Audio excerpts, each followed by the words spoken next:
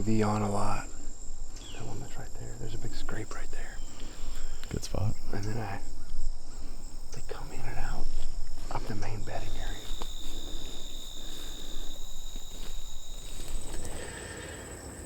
Day 2. It is Sunday, October 3rd, and Ryan and I have made a move to the home farm. And we actually made it out this morning on the river bottom farm. We just hunted on a little oak ridge right between the highway and an old oxbow lake where I've seen some deer movement. We were probably just 80 yards off the highway, and we had a flurry of movement that first hour. A couple does came by before I actually had enough light to shoot them, and then we got one doe down and saw one young, pretty 2-year-old 10-point, and lots of activity on that little oxbow lake, otters and ducks and raccoons and all that sort of stuff. So it was a fun sit. Since it's opened a couple days ago, this is the best weather we've had. We've got a northwest wind, and the high is 76. Yesterday was 80, 82.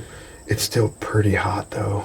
I contemplated going and sit the cherry tree just because I'm not going to have a lot of opportunities to sit it looking at the 15-day forecast, but I felt like there's just a little too much north in the wind. And so we made the move to the south end of the farm, hunting these standing beans. We're in the Redneck blind. This is the same spot where the girls and my wife had all their luck late season, so we've talked a lot about this spot. Basically, the bedding is right here to the north, and we've got standing beans. I put plot screen in this year, so we're able to slip up right up behind the blind, and the deer just filter out and feed into the beans. I've got brassicas right around the corner, like a 3/4 acre plot, so lots of food here, great field edge for scraping and all that. I don't have a particular target here, but again, this is a spot where, generally speaking, if Tex had shown up by now, we might see him. We can see a lot of country here tonight, so obviously I'm hunting this area, but when I look out the back window, I can see the rest of this 16-acre bean field, another 5-acre bean field, some alfalfa, another hay field. So we're on the hilltop here, and we can see a lot of country, and it will function as an observation sit just to see what's moving. I never did get many cameras out on this end, so I'm not 100% sure, if Tex just isn't here this year, or if, I'm just missing him because I don't have the area covered very well. Anyway, excited for the sit. Happy to have a doe down, so one doe down so far, and we're still going to be focused primarily on doe hunting and keep watching for those cold fronts to make a move on chubs. But we're going to get quiet and enjoy the sit. It's a beautiful evening.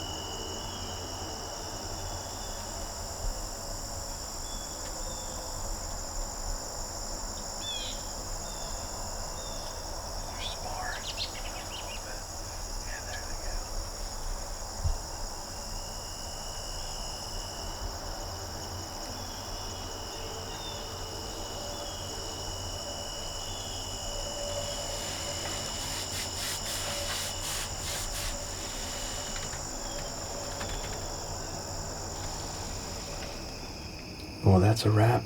We ended up with 6 small bucks and 1 doe. Nothing came in range.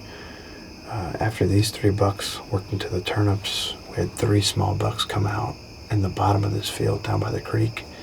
And then 1 doe just was eating acorns under the big white oak that's probably 100 yards off, and then she walked down the mowed lane. So they're not as interested in this area. I was kind of hoping they just would work this edge, these scrapes and things. And obviously there's some greenery. We did broadcast brassicas into this, but they're focused, I think, on acorns and sort of solid brassica clover plots right now.